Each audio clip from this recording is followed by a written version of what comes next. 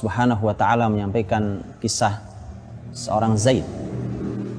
Wa idz taqulu lilladzi an'ama Allahu 'alaihi wa an'amta 'alaihi amsik 'alaika zawjak. Ketika kamu wahai Muhammad berkata kepada orang yang Allah beri nikmat dan orang yang telah engkau beri nikmat. Para ulama mengatakan bahwa nikmat yang diberikan Nabi Muhammad SAW adalah pembebasan dari perbudakan. Karena Zaid bin Harithah tadinya adalah budak. Saat itu kalimat Quran mengatakan amsik 'alaika zawjak. Tahan atau pertahankan rumah tanggamu, pertahankan istrimu. Justru yang menjadi sebuah pertanyaan besar adalah mengapa Zaid yang ada namanya, padahal yang tercantum di situ kisahnya adalah kisah pilu. Walau ada pembahasan tentang fikih, karena fikih tentang bolehnya menikahi istri atau bekas istri anak angkat kita. Ada fikih, ada nilai hukumnya. Tapi ada nilai pelajaran tentang rumah tangga. Karena ternyata Zaid bin Harithah justru ketika diabadikan rumah tangganya bukan pembahasan tentang rumah tangga yang istimewa saat nanti dia berumah tangga bersama Ummu Aiman. Karena nanti Zaid menikah dengan Ummu Aiman dan melahirkan orang luar biasa dalam sejarah Islam. Usama bin Zaid radhiyallahu anhu, sahabat yang di usia belia 18 tahun jadi panglima besar. Satu hal yang luar biasa. Disinilah pelajarannya. Ternyata Allah Subhanahu wa taala ingin memberikan peringatan kepada kita semua umat Muhammad SAW tentang kisah pilu, sebuah, kalau kita boleh katakan sebuah tragedi dalam pernikahan rumah tangganya Zaid radhiyallahu anhu. Pernikahan Zaid sesungguhnya Nabi langsung yang menikahkan. Karena Zaid bin Harithah saat itu melamar, jadi melalui Nabi SAW melamar sepupu Nabi sendiri, sepupu dari ibunya, yaitu Zainab binti Jahsh radhiyallahu anha. Sepupu Nabi SAW dinikahkan dengan putra angkat Nabi SAW. Para ulama tafsir mengatakan bahwa usia pernikahan mereka hanya bertahan sekitar setahun lamanya. Setahun lamanya pernikahan berjalan. Nampaknya Zaid sudah tidak tahan dengan rumah tangganya. Datang ke Rasulullah SAW minta izin untuk menceraikan Zainab. Satu hal yang tidak sederhana tentu. Sebuah pernikahan harus pecah, rumah tangga ini kemudian retak dan karam. Satu hal yang tidak sederhana. Maka Nabi SAW mengatakan amsik 'alaika zawjak. Pertahankan istrimu. Rasulullah SAW tentu menimbang karena ini putra angkat beliau, ini adalah sepupu beliau dan beliau yang melamarkan. Sementara Nabi harus berhadapan dengan para pembesar Quraisy yang terus mencari kesalahan Rasulullah SAW.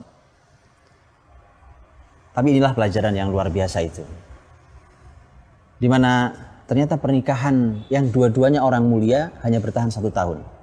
Zaid orang mulia, jadikan Rasulullah SAW. Zainab binti Jahsh orang mulia. Tapi bagaimana ceritanya dua orang mulia bertemu di sebuah rumah tangga yang harusnya mulia malah pisah? Itu pertanda bahwa tidak cukup orang soleh bertemu dengan seorang yang solehah, kemudian bertemu dalam satu rumah tangga, ternyata tidak cukup. Artinya harus ada ilmu yang lain agar rumah tangga kelak tidak retak. Maka bagaimana kalau ada yang satu soleh, yang satu rusak? Terbayang oleh itu bagaimana ketimpangan rumah tangga? Maka perlu kebersamaan dalam kesolehan itu. Inilah yang disebut oleh para ulama sebagai al-kafa'ah atau al-kufu', yaitu kesetaraan. Kesetaraan yang dimaksud dalam rumah tangga Islam nomor 1 dan selalu disampaikan para ulama, kesetaraan itu adalah agama. Kalau kita bahas fikih, di fikih para ulama bahas umpamanya kita membahas tentang bolehkah seorang muslim menikahi ahlul kitab.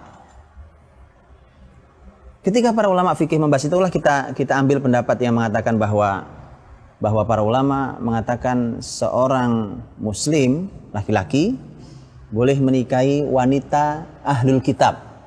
Ambillah yang itu secara fikih halal, sah, pernikahan sah, berumah tangga dia halal. Tapi rumah tangga bukan sekedar sah atau halal. Ada kebesaran yang sedang dibangun. Apa artinya sebuah rumah tangga hidup dalam kehidupan yang tidak satu visi. Maka dari itu, ini kesetaraan. Kesetaraan itu awalnya agama, kesolehan. Bahkan sesama muslim dan muslimah saja bisa jadi timpang kesolehannya, bisa jadi timpang ilmunya. Tapi ada pelajaran yang luar biasa mahal dari bab ini. Saya mencoba mencarinya melalui kitab-kitab tafsir para ulama untuk mencari apa sebenarnya penyebab utama perceraian Zaid dan Zainab. Disebutkan bahwa para ulama mengatakan tentang bagaimana seorang Zainab radhiyallahu anha ternyata beliau memiliki lisan itu nampaknya menyebut-nyebut tentang kebesarannya. Karena perlu diketahui memang Zainab, Masya Allah, Zainab punya kecantikan. Zainab nasab Quraisy, apalagi ada nasab sepupuan dengan Rasulullah Sallallahu Alaihi Wasallam. Sementara Zaid dulu hanya mantan budak. Dia bukan Arab, hanya mantan budak dan bukan Arab. Dijual di pasar Hubasyah, pasar penjualan budak di sekitar Mekah. Tidak setara, jauh. Ketika ada ketidaknyamanan dan tidak berhasil untuk disetarakan sepanjang 1 tahun pernikahan mereka, maka yang terjadi adalah ternyata sang istri pun tidak kuasa untuk menahan lisannya untuk mengeluarkan kalimat-kalimat yang menunjukkan ketinggian kehebatan dirinya, nasabnya, kemuliaan Quraisynya, dan seterusnya. Sebagai seorang kawam laki-laki, ada masa kesabarannya ketika kawamannya dijatuhkan. Ini juga pelajaran buat kita semuanya, rumah tangga, bahwa laki-laki punya qawamah yang tidak boleh jatuh dan tidak boleh dijatuhkan.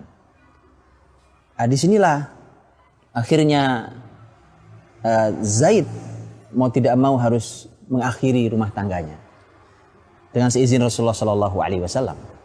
Dan biarkan kita belajar bahwa ternyata kita sebagai sepasang suami istri harus berusaha untuk menyetarakan antar kita. Namanya kita bertemu dan bahkan yang satu sekolah sekalipun bisa tidak setara. Kesolehannya, keilmuannya, visi yang sama. Apalagi kalau sudah punya anak, maka harus jelas anak ini harus diarahkan dalam langkah yang sama dan seterusnya. Akan sangat bahaya, dalam keadaan bahaya ketika rumah tangga dalam keadaan tidak satu visi yang sama. Tidak setara kesolehan suami istri, ilmu suami istri. Dan pelajaran mahal tentang kesetaraan itu menjadi pelajaran buat umat Muhammad SAW. Bisa jadi, wallahu alam, adalah bahwa inilah salah satu yang ingin ditekankan tentang mengapa nama Zaid disebut dalam Al-Quran ketika tidak ada nama sahabat lain disebut selain hukum, bicara tentang masalah hukum fikih. Maka belajarlah dari manusia paling mulia Rasulullah SAW. Ketika Rasul sebenarnya menikah juga tidak setara dengan Khadijah radhiyallahu anha, karena Muhammad SAW hanya salah satu bawahannya, menikah dengan wanita kaya raya dan dia adalah kita sebut dengan bos besarnya hari ini. Tidak setara. Kalau posisi sebaliknya tidak masalah, karena memang laki-laki posisinya qawam. Disitulah kita harus belajar, karena ternyata Rasul hadir naik sebagai seorang qawam, Khadijah menurunkan dirinya di bawah suaminya. Itu yang harus dilakukan sehingga rumah tangga bisa berjalan sesuai dengan porsi dan posisinya. Yang dengan itulah maka kita akan bisa mendapati rumah tangga yang berjalan dengan ridha Allah Subhanahu wa taala dan dalam keadaan damai. Dan mudah-mudahan menjadi pelajaran mahal buat kita bahwa mari kita mencoba untuk menyetarakan antara suami dan istri dalam kebaikan, dalam ilmu, dalam amal, dalam ridha Allah Subhanahu wa taala. Mudah-mudahan Allah bimbing keluarga kita. Wallahu a'lam bishawab.